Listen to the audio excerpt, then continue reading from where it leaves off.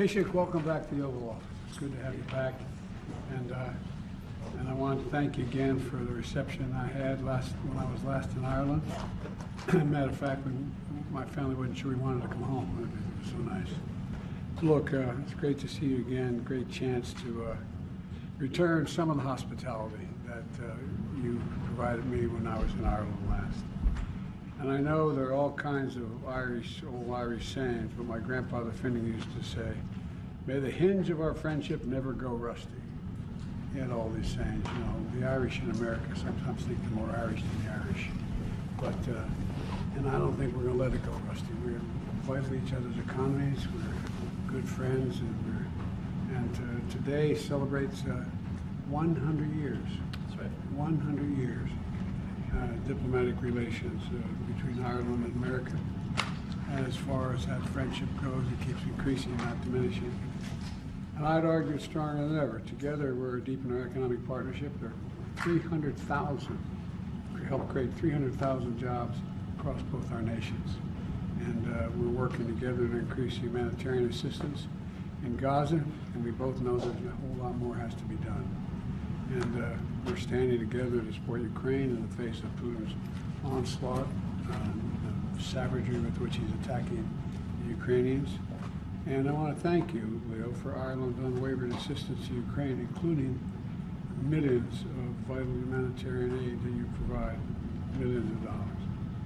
And I'm urging our Congress to do its part, get back in the game. If we were able to find another $300 million, but we have a $6 billion package, a $60 billion package, and we're really working. So when we're up in the hill, I ask you to lobby them for me. I will. That's a joke, okay? That's a joke. But I'm urging them for Congress to pass the bipartisan legislation now that includes a significant amount of humanitarian aid, including to Ukraine and Gaza. And as I said in Belfast last year, we remain committed to protecting the peace and progress of Northern Ireland since the Belfast Good Friday Agreement. And like you, I'm glad to see Northern Ireland's executive and assembly are up and running. And I think that's, from my perspective, a very positive step forward. So Leo, thank you again for being here. And as we begin the next century of our partnership and friendship, I've never been more optimistic because, you know, united by history, heritage, and hope, I think there's not a damn thing we can't do together. So welcome. Thank you. Thank you so much. Well, thank you very much, Mr. President, and thanks for giving us so much time over these next few days. And very keen to talk about four main things while we're together. Since we last met back in New York briefly in September at the UN, and since your visit to Ireland last year, it's really good to see the institutions in Northern Ireland up and running. It just makes such a difference to have the Good Friday Agreement properly functioning. So as you know, the Deputy First Minister are here, the Executive Assembly are operating.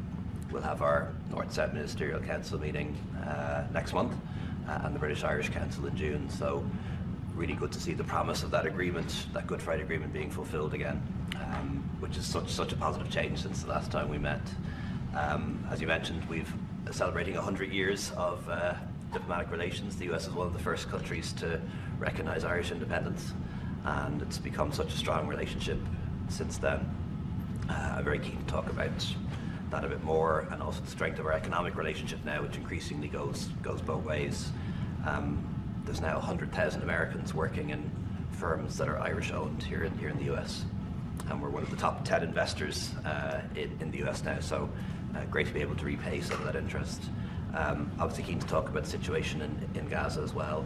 You'll know my view that we need to have a ceasefire as soon as possible to get food and medicine in, to get the hostages out, and we need to talk about how we can make that happen and move towards a two-state solution, which I think is the only way we'll have lasting peace and security.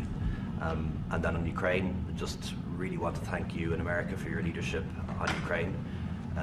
We're very worried about the situation there. And we don't think that if Putin is successful in Ukraine, he'll stop there. And we really need your continued support and leadership on Ukraine. and look forward to speaking to the congressional leaders about that as well later on. And we'll have a European Council meeting next week of the 27 EU Prime Ministers, so they're going to be very keen to know what I learned here in Washington, and that's a fight we've got to win. You can tell them that the President of the United States is strongly committed to making sure we provide that aid. Well, thank you very much. We'll get a chance to bring on our delegations, and thank you all for being here, folks. Do you have any comments, sir, on Senator Schumer's speech on Israel yesterday? Senator Schumer contacted my staff, my senior staff. He's going to make that speech, and I'm not going to elaborate on the speech. He made a good speech, and I think he expressed a serious concern, shared not only by him but by many Americans. Mr. President. Mr. President.